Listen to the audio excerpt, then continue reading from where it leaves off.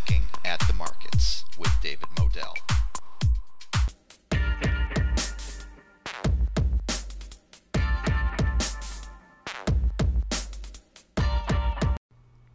Welcome to Looking at the Markets with David Modell. Hey, we're back again with Mr. Seth Golden from the Golden Capital Portfolio and PhenomGroup.com, which is in progress but is to be released very soon.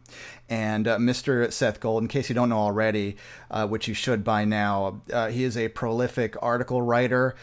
He is frequently featured with articles on TalkMarkets.com, SeekingAlpha.com. Look for Seth Golden on those. He's also a prolific tweeter.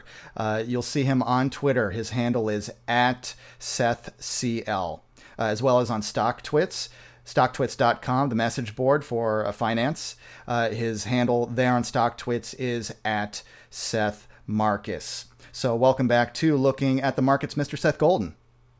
Thank you, David. It's been, this week got off to a bang. So, I think everybody's in a good mood coming into this, this week. And, let's talk some volatility. I love to talk about volatility, especially with you, since your returns, your profits that you've made over the last, 6 years or so have been phenomenal with shorting VIX ETPs. And just a little bit of background, if I may, on what that is. Mr. Seth Golden has, since you don't like to brag for yourself, I'll brag for you. You've pretty much been doubling your account size year after year. For about 5 or 6 years now. And it's not entirely, but mainly due to the fact that you like to short VIX exchange traded products. And we're going to call them ETPs for short. That includes ETFs and ETNs. All right. So for example, UVXY, TVIX, VXX, things like that. You like to short them when they go up a lot. All right. And so there's a method to your madness, and I've had so many people asking, and I'm sure you get a lot of emails every day since you've been featured in the New York Times as the guy. You're the go-to guy for this methodology, okay? Whether you wanted that title or not, you're the guy, okay? So there you go. All right. So, and actually, you wrote an article, and I've tweeted it, and I'm going to keep tweeting it. It's about the VIX short VIX ETP trade. And your article that you wrote had a very cautious tone to it. Very different from previous articles that you've written. Why so cautious all of a sudden? Yeah, so just a quick thing on that article. It was released on Sunday, and as of today, it has become one of my most popular articles that I've written in the last 6 years. Oddly enough, and maybe it is because of the tone, that I struck in the article, which, differed, from, like you said, from earlier this year or in previous years. But I wrote that article as a litmus test, if you will, looking at the market, where we are in the market, and how popular this trade has become. And I often get asked the question, is it an overcrowded trade? If there's too many people in it, it'll tip the boat the other way, and, all those different types of characterizations. But, the main reason why the tone was somewhat cautious is because I see a lot of, new entrants to the markets, to the equity markets. And this is their first exposure. This is the instrument, this is the complex, if you will, and the derivatives they're choosing to participate with as their first entry into the market. And to me, that's a little frightening. You want to have a more you want to get, you don't want your first entrance into the market to be the absolute most volatile, instruments that you can deal with. It doesn't, that end game, that can't have a good end game, because we're talking about VIX exchange traded products here. And we could wake up tomorrow morning, they're up 10%, 20%, 30%. It can, I mean, that's not figuratively speaking. It's literally that can happen. And for new people into the market to experience something like that, they'll be out of the market very quickly and maybe never come back. So, that was one of the reasons that I wrote the article and I struck that tone. Another reason is where we are in the bull market cycle and where we are in the fiscal year and in the calendar year. We just, tipped 2,600 on the S&P today. To say that the market's not overextended and at the same time volatility hasn't been at all-time low levels for an overextended period of time would be disingenuous. I mean, we're definitely overextended in the market. We're definitely overextended in complacency or very low VIX levels. And it's just, it's prudent. It's prudent to be cautious with those two, characterizations. It's just prudent. And then thirdly is, I see a lot of people trying, different strategies. And, they're not, in this particular market where, we are in the later innings of a bull market cycle and we are at really low levels on the VIX, you can't just be wishy-washy and trying this, one day with the VIX and then trying this strategy. You really have to, if you're doing back and forth and testing different things, you really should just pick one thing and test that out over a longer period of time. Give it its due appreciation, rather than employing all these different faculties to try and find the one that works. I just don't think that's going to pan out very well. So, those are the three reasons why the article kind of comes across that way, rather cautious. I just think there's a lot of opportunity after this year where by the dip was, the market goes down 0.5%, it goes up 2% in the next 3 days. I doubt very much in 2018 it's going to look like 2017. And that's not to say I think it's going to be a bad market or we're going into a bear market or anything like that. But, to say it's going to mirror this year, you're risking a lot. You're risking a lot. So, why go out on that limb? Why not, take some caution, maybe, curtail positions, take profits? I mean, come on, we've got these ETPs at, record low prices. Today, they all hit either, the ones that decay in value hit record low prices and the ones that appreciate in value hit, near record high prices. So it's just prudent planning, never hurt anybody. Gotcha. Yeah, and the ones that you're referring to, the ones that hit record high prices or close to it, would include XIV, SVXY, things like that. Inverse, VIX ETPs. Okay, which is one way that some people indirectly short the VIX. Volatility. Okay. Yeah. All right. Now. And by the way, I'm going to put a link in the description of this video, so look for that, to your talkmarkets.com article where you caution people who are maybe overly enthusiastic or new to the short VIX product trade. And I'm so glad you put that article out, because I'm so glad we're putting this video out with a cautionary tone, because it's so easy to get sucked into this and think, oh, this is easy. Because yes, in 2017, it has been easy. Every time the VIX pops, even for a day, you short it and it goes right back down the next day or the day after that. Yeah, the rewards have been so fast coming on volatility spikes. I've been doing this for 6 years now, and it's never been, the environment we're in 2017 has not been duplicated in history, in the last 6 years. Yeah. So The impression that I got from your article also is that you feel that the people who have just started this trade, which includes me, by the way, I just started doing this on a serious basis a few months ago, have not really been tested. For example, in August, if you were doing this type of trade in August of 2015, you know what it's like to be tested. But if you just started in 2017, you really don't know what it's like to be tested. Can you take us back to what happened in August of 2015, I believe it was? Right. And how did you get through that psychologically and in terms of liquidity?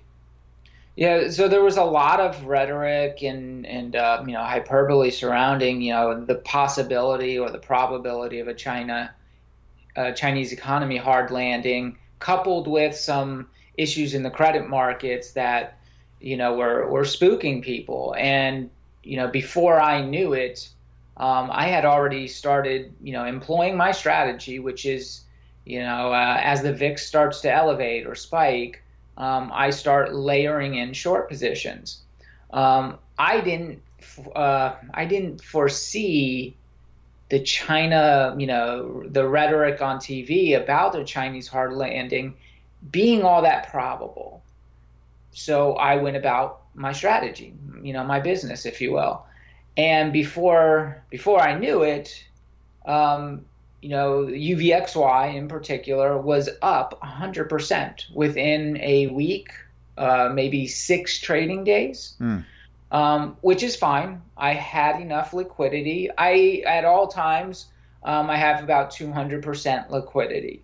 So 100% is not comfortable, but it's just normal business, if you will, if you're going to be in a VIX trader. Because it's happened several times before that. So I put on my next layer, and now we're up. The UVXY is up about 140%, and the market is down, I think at that time, about 6%. And I'm thinking this is overdone. I put on another layer. It goes up another about 15% on me, and I'm thinking, all right. We got a problem here. My liquidity levels are fairly low at this point. I'm running, 20% liquidity left, maybe. And, that's when it starts to get, kind of lifestyle changing. You're thinking about, I don't need a new car, and, the appliances are going to be put on hold. Honey, maybe don't go and do your nails this week. You just, these things, and you don't sleep. You don't sleep. You're up on your phone watching the futures, seeing what the market might look like in the morning, and you're up at 3, 4 a.m. When Europe opens, because that may be a tell on what our market will do. Right. So it's an extremely uncomfortable position to be in. And surely enough, these just kept running. At its peak, UVXY was up 250 to 270%. Wow. For which, I had taken some positions down, which means I took some losses into that to shore up liquidity. Right. And I would do kind of a measure. I would take just enough off that if it would jump another 40%, 30-40%, I'm still in the game and I can actually still add. Right. That was the game I was playing at that time, just to make sure I was still in it, because I didn't believe in the China hard landing. We needed a correction, or I should say a pullback in the market. So, I measured out for 10% on the S&P 500 against a VIX correlation. I kind of figured where, we would be on UVXY and TVIX and VXX at the time. And I was able to, put on a few layers near the top of these cycle. UVXY, I think, hit a high of 95 and change from the $30 range. Wow.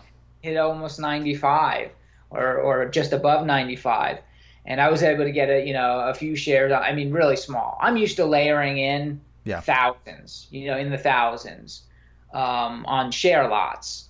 And I was down to 60, 100, 150 share lots just to get exposure, because I know this has got to come down soon enough. And that, one of the things about the VIX, for those who don't know or are getting involved, the VIX just doesn't have the ability to stay elevated or on an upward trajectory for more than a few weeks at a time, and at best a few months at a time. Or worst case scenario for the market, at best the volatility up for a few months at a time. Akin to 2008, I think it was 4 months or so that before the VIX hit its peak. Right. So yeah, it was an extremely uncomfortable period, but I didn't fumble. I didn't try different things. I really, I stuck to my discipline, to the extent that I hadn't experienced that type of move in the VIX ETPs before. I still stuck with the discipline and, made sure that I could still participate, even if it meant I took a little bit of losses on that way up, so that eventually I could just, layer higher and ride it all the way back down. And I rode it, all the way back down, to the point where each position, when, was generating a 20, 30% profit, I had 66% exposure, at that time. The peak of the spike, I basically, I just, overexposed, because, that's just my strategy. If it's going to be that meaningful of a spike, my normal core is 20%, VIX exchange traded products. That's my exposure, 20% of my capital. But, a meaningful spike like that, which gets overextended in time and in value, dollar value, it's got to come back down. The economy was good at that time. The U.S. economy had no real issues. Corporate earnings were, growing. If you subtract out the issues that we were having with the oil patch, we were fine. So it really was, just an it was just a lot of fear. And 66%. I think, I ran about 40+% into March of 2016.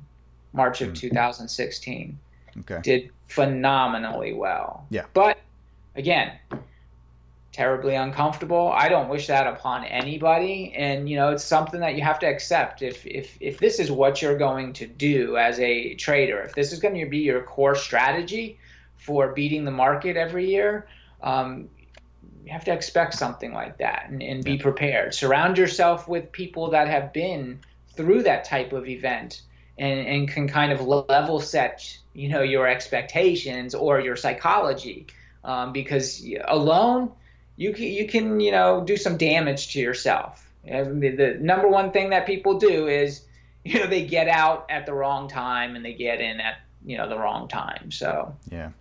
Or they get a margin call from their broker, and they will do it at the worst possible time, and they will liquidate your position at the worst possible price. Not even a limit order, just a market order. And they don't have to notify you either. Right. All of a sudden, you go to your brokerage statement or balance, and you've been liquidated. Yep. And your account is suffering quite a bit because of it, and they don't care, because they're not concerned. See, they're not concerned with the fact that the VIX always comes back down and these VIX products always deteriorate, and if you just stick it out, you'll probably be all right. They don't care about all that stuff. They care about their risk. Talking about the brokers now. And so they will liquidate your position just because they don't want to take on the kind of risk that they think you're taking on. Yep. If your position size is too big. And so the impression that I'm getting for people who want to get or have just started, like me, getting involved in the short volatility product trade is, first of all, have plenty of liquidity. Plenty, okay, which is what Seth Golden does. You talked about discipline. I think that's a big part of it. Also, be prepared for these kinds of events. You know, it happened in August of 2015, and that was only a 6% drawdown in the S&P 500. We're not talking about 2008 here, folks.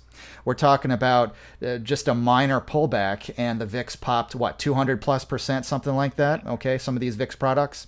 So, you know, there's a message to be had here. Small position sizes, keep plenty of cash in your account or liquidity, and also have a support system of some sort, which I believe, tell me if I'm right, phenomgroup.com is going to be part of that support system. Am I right in saying that?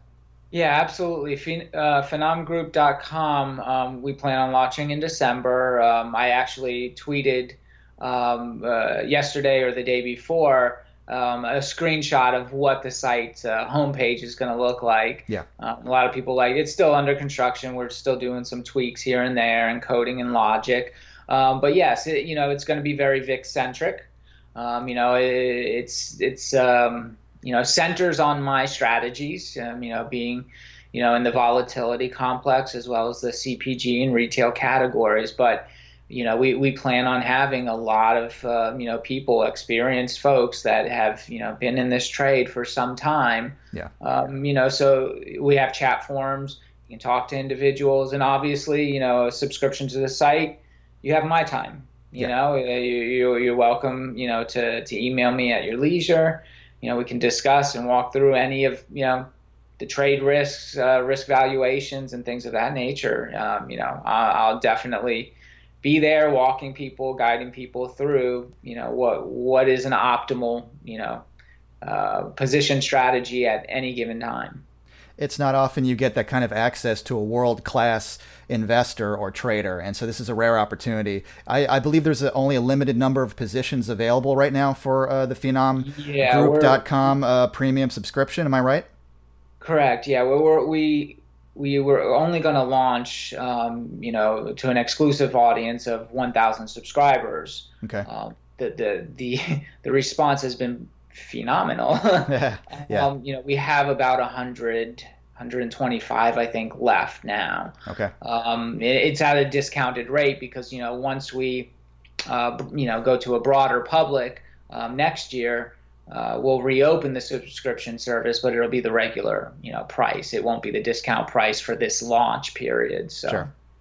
Makes sense. Okay, so people can contact Seth Golden by email. I'll put the email address up there on the screen, and you can look below on the description of this video for it. It is seth.golden@coolinksit.com, and that's right on your screen right there. And also just go swing by www.phenomgroup.com. Check it out. It's not fully open yet, but, you know, put in your bookmarks and get in while there's a discount and while you can, because you may not be able to get that kind of deal forever.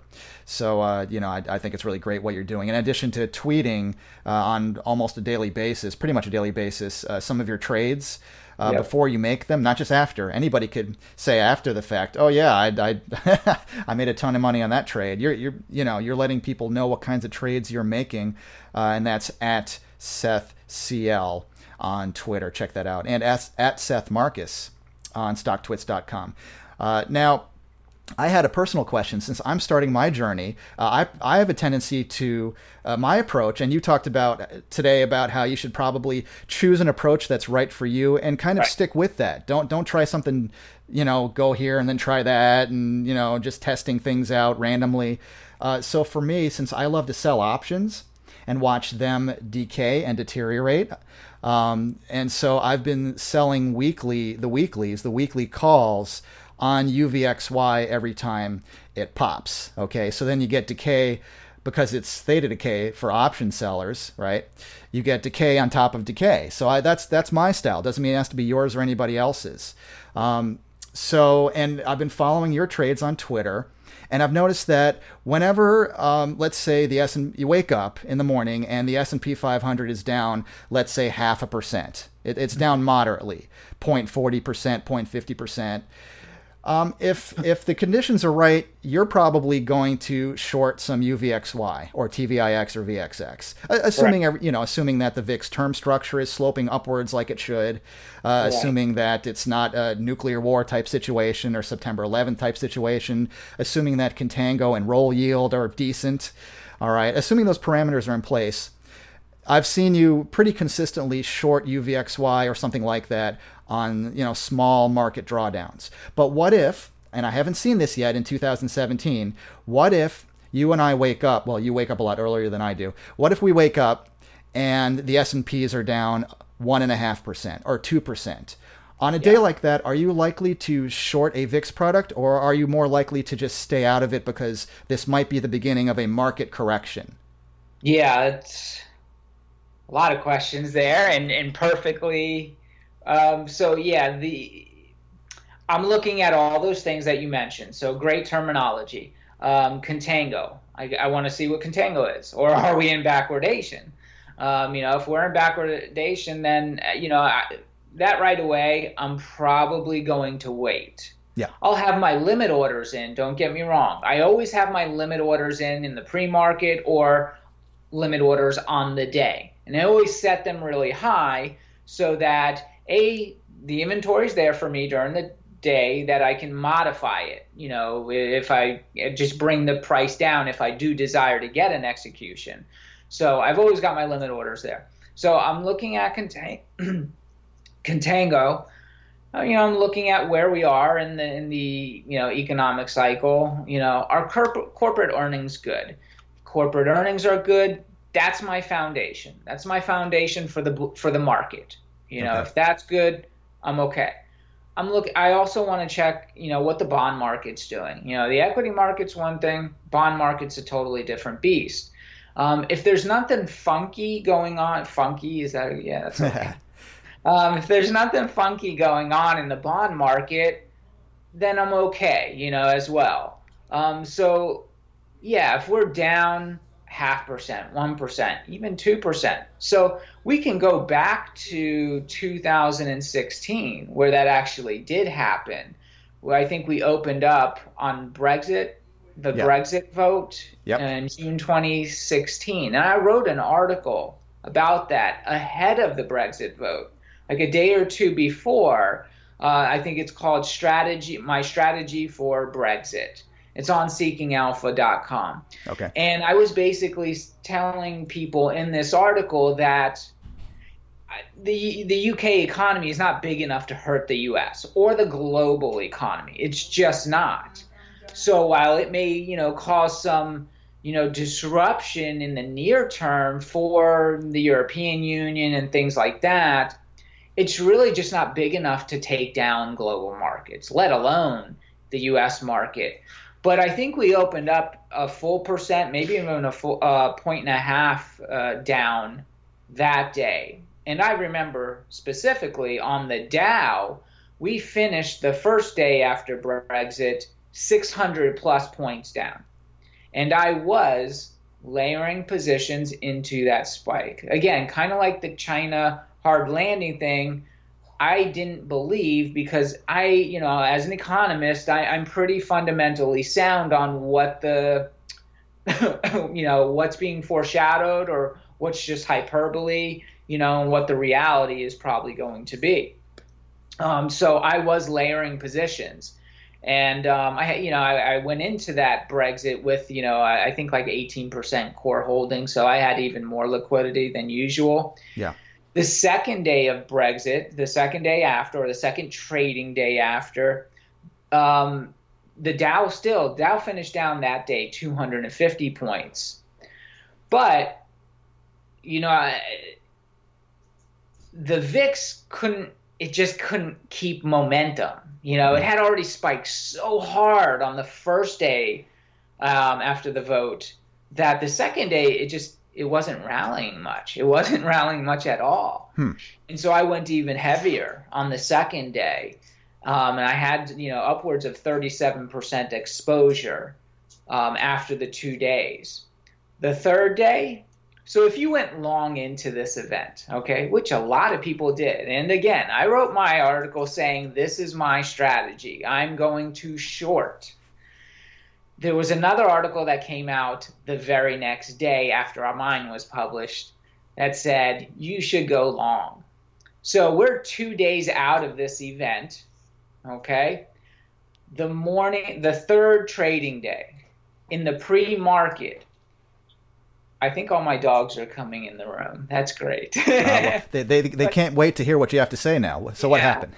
In the pre-market on the third trading day, it had taken back UVXY. So UVXY, it had fallen more than it had gained in that day and almost the full 2 days. It had gained in just the pre-market.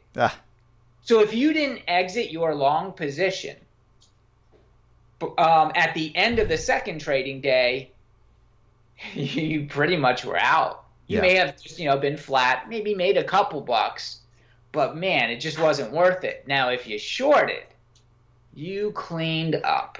Yeah. You just cleaned up. And then by the fourth day, all that rally in UVXY was completely wiped out, and it was at a lower price than when it went into the Brexit trading days. So, I mean, that was the optimal strategy, shorting into that, knowing that, this is just the UK. And don't get me wrong, I love the UK, but it's not enough. It's not enough. The Brexit vote was not enough to take down global economies, especially when global economic conditions were strong, really strong.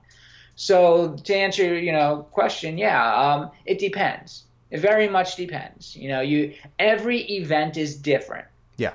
No two events are alike. No two events are expressed for the same variable. The causation is almost never the same. That makes the VIX spike. So every event is different. You have to look at them, through a narrow lens. Got it. Okay, so it's situation dependent. It depends on so many factors that you cannot definitively say, if the S&Ps tomorrow morning are down 1.5% or 2%, I'm shorting UVXY TVIX VXX. It depends on, why it's down so much. What are the macroeconomic factors, and so on and so forth, in addition to the roll yield and contango situation, so on and so forth. Got it. Right. And it goes back to, an earlier question that you mentioned, David, or what we were talking about earlier. If you're just coming into the equity markets and this is your first exposure is to volatility, you're not really going to have that fundamental understanding of macroeconomics. So, it's just, or it's hard to. Right. And it's hard to understand how the markets react to those macro factors. Right. And hence the need for, phenomgroup.com, getting involved, with a mentor and getting involved with a community that does discuss all of these factors and has the knowledge base that you have at, the Golden Capital Portfolio and phenomgroup.com. So that's why this is hugely important. Don't go into this alone. All right. Have a mentor, have a group that you can talk with of knowledgeable people who've made this type of trade over and over and over successfully, and people who've been tested. People, you're not just discussing this with people who've just started doing this. All right. Wanted to get I've got so many burning questions. You have a core position. I'm going to define that for people. We're talking about you short some UVXY TVIX VXX. You short some of these products. It's kind of a short and hold, like a long-term short situation, okay, as opposed to your quick, swing trades and day trades, all right? And I believe it's about, 20% of your portfolio is the on core? Average. Yeah, on average. Okay, and it varies, of course. Now, I don't have a core position yet because I've recently started doing these things. I'm waiting for a market correction before I start my core position. Would you recommend to somebody who hasn't started their long-term short and hold UVXY position, would you recommend waiting for a market correction or just get started accumulating your short position? What do you think? It's 2017. This market, if it was any other time, I'd probably say it's best to wait. Look, optimally, you do want to wait to, establish your core position when you get a nice spike. Yeah. That's the best case scenario. But in 2017, I mean, waiting for that would be painful. You'd miss just a ton of opportunity for decay. So I'll put my parameters there and say in 2017, it's not a bad decision to start a small, a very small, position that you plan to hold long term. But yeah, optimally, it would be great if you could just wait for a spike, and take a small position at a, elevated UVXY TVIX price, etc.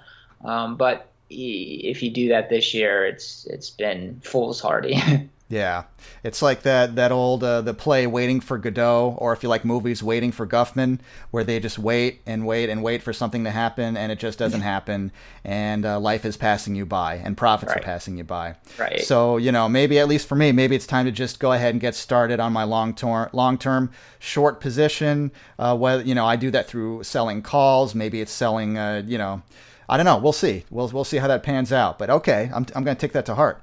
Wanted to talk about the VXST. Getting into upper level stuff here. This is for those advanced people. You've been waiting for the tips and tricks. One of Seth Golden's tips is to watch not just the VIX, but also not just the 30-day out futures, the monthlies, but also the VXST, which I believe is a shorter term. What is that, 9-day out futures? Right. And the relationship between the VXST and the 30-day out VIX futures. Why is that relationship important for traders and investors?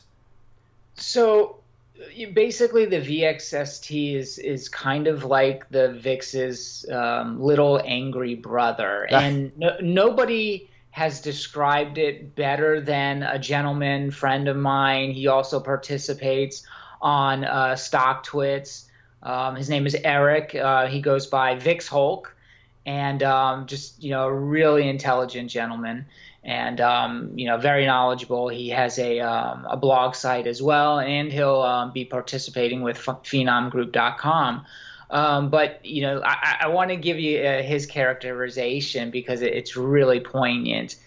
But I'll start out by saying, if you know the simple definition that the VIX is the expected volatility over the upcoming 30 days, VXST is the equivalent for the upcoming 9 days. Think of it as volatility with an even shorter time duration or time horizon than the VIX. It's kind of like zooming in on the next few days. It rises faster than the VIX and it drops faster than the VIX. So if you make a habit of, keeping those correlations, keeping them charted, on a chart and a tab on your screen daily, you can become used to seeing the movements, and you can actually tell that the breadth of a spike in the VIX is either at its peak or about to roll over, because the VXST will just all of a sudden peter out and start to die. And so if you're shorting VIX ETPs, you can use that as a signal. Now, realistically, you don't know. When you're in the moment and you're watching it, you don't know that it's petered out. You only kind of know that in hindsight. Right. But that's why I kind of suggest, keeping it on, keeping that tab open and studying it over an extended period of time. Maybe you can become prolific at not just, looking in hindsight, but maybe you can actually identify, just through feel, and experience that this is topping out. The VXST is topping out, and the VIX may soon follow. Got it. Okay. So it's not a perfect indicator. There is none, by the way, in case anybody doesn't know. Newsflash, there's no perfect indicator. There's no one-to-one correlations, unfortunately, in the VIX complex. It's really hard. Right. But if you're watching the VXST, maybe you go on to VIXCentral.com or something like that, some really reliable website, and you're watching the VXST, and you see it, you just watch it and get a feel for how it moves. And it can sometimes be a precursor of how the 30-day VIX futures expectations, which is the VIX, can behave. You can kind of get a feel for it. And so that's another tool in your toolbox. And so I'm going to start watching that more closely and taking it more seriously. Gotcha. Okay.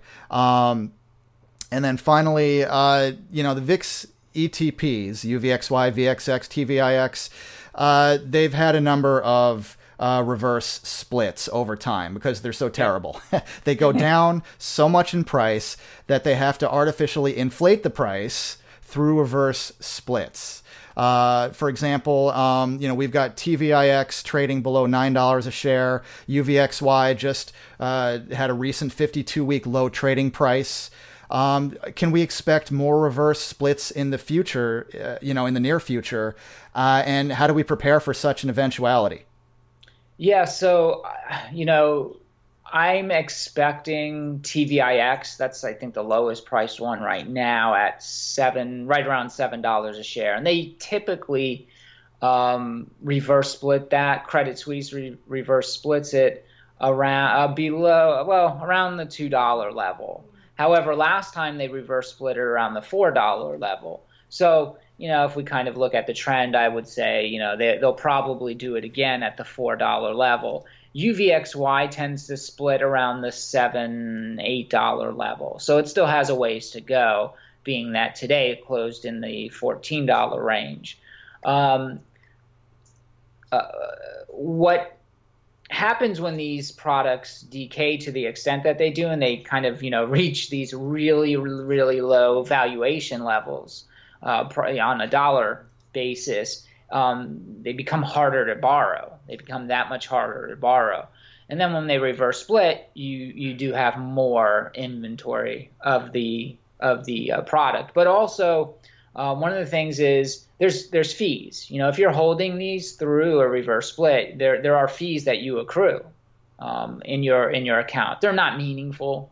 They're not terribly meaningful. But for someone like me, it's few $100s, smaller positions, less than 1,000 shares, and maybe $10. I don't, something like that. Okay. But it's there. It's a fee, and you can write that off, in your taxes. These are your fees. Know them.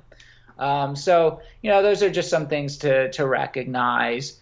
And but yeah, I would be of the opinion that next year, assuming status quo in the markets, we should see more reverse splits, but I don't anticipate them this year. We only have a month left. Would be even when that's from $7 to $4. That's a tough slog even for TVIX at this point. So probably next year. And it doesn't sound like a major issue. If you're getting into this type of trade, I wouldn't spend necessarily a lot of time losing sleep over the upcoming possibility of reverse splits in UVXY, TVIX, VXX. Sounds like there are other things to look at and worry about. Am I right? Yes, absolutely. I'm gotcha. Going to turn on a light here. I think I'm fading. Uh-oh. Oh, no. I kind of like the dark background, though. It's kind of spooky. I like the spooky ambiance of this video because it's cautionary.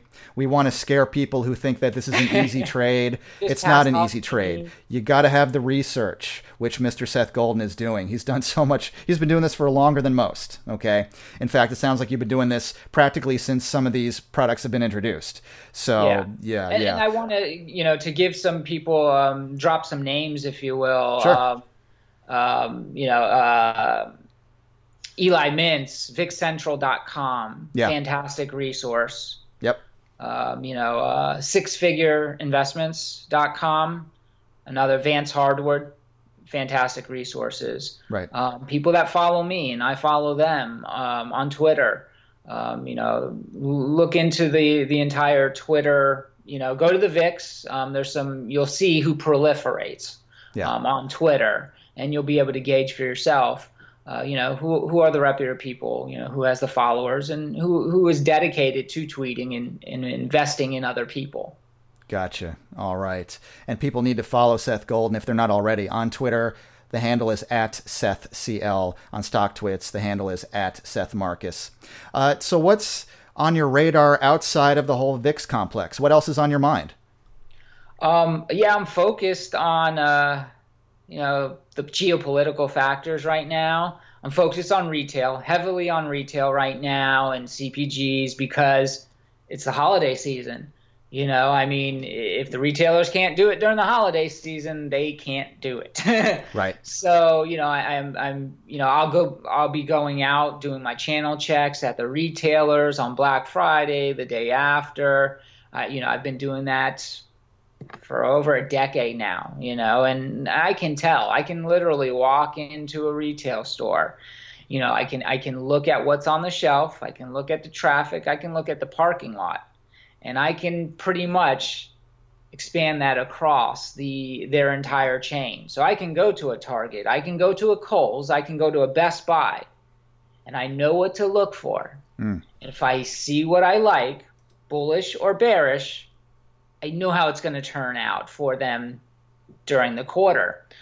So those are things that are on my radar. And I've written, I warned on Macy's the last, 2 years. I've warned on JCPenney's the last year and a half. I've warned on Bed Bath & Beyond for 3 years. This is, religion to me, if you will. So those are on my radar. Back to the geopolitical, I think everybody's, kind of concerned or focused on, are we going to get a tax reform, before the end of the year? And we obviously have to vote on that. And then there's the debt limit ceiling that we have to also address here in December. Those are two big things in the month of December that, the government has to tackle.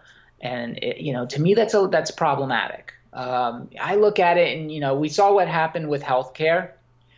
They didn't believe they had the votes, so they pulled the voting process the first time. And then, they tried and it didn't pass. In my mind, I'm thinking we're in the fourth quarter.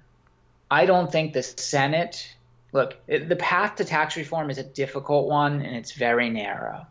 There's the way the bill stands, it's going to take a lot of negotiation, and it's going to take some give on the Democrat. The Democratic Party is not going to do any favors, for the Republican Party and vice versa. So this is on the back of the Republican Party, and they've got to they have to give a little to get a little within their own ranks.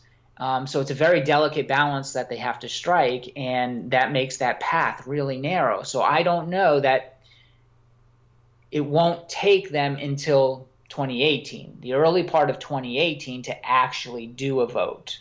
And that may be optimal because, let's face it, if it doesn't pass, this market probably likely will pull back. That's a disappointment. That doesn't mean that I'm saying that a tax reform is baked into the market right now, but it's a disappointment in and of itself, and the market will react to that. And if it's a meaningful reaction, it could actually spill over into the economy. Look, if the market starts going down 200-300 points in consecutive days, consumers aren't going to go out and spend as much as they did the year before. Yeah. And the political community doesn't want that. The government doesn't want that. So I just think it's safer for them to continue the negotiations and just do the vote next year. Nobody promised tax reform in 2018. We'll try to do it. We want to do it. That's the plan. But look, if we want to get the right plan, maybe it does have to go out into 2018. January or February. So what? We wait a couple more months. But why risk the economy? Why risk, such a market turmoil during the holidays? Nobody wants that. Nobody wants to wear that on their lapel, during the primaries. So, I think the debt limit ceiling is very important, though. That's going to be, that's going to be the next thing that the markets start to adjust to. Can these guys get their act together and come to an agreement and raise the debt ceiling? Interesting. So, okay. Again, we're not in the business of making predictions here, but these are things to look out for. And if you are a VIX product trader, definitely things to look out for. And again, to me, tell me if I'm wrong, the solution for all of this, no matter what happens in the rest of 2017, early 2018, small position sizing, be aware of your risk. I think on StockTwits, I'm triple digits. I don't need to take any more risk. I've doubled my accounts, my managed accounts, this year. I mean, this week was huge for the Golden Capital portfolio. Yeah. The VIX products just fell out of, fell through the floor. Yeah. Here we are towards the tail end of the year.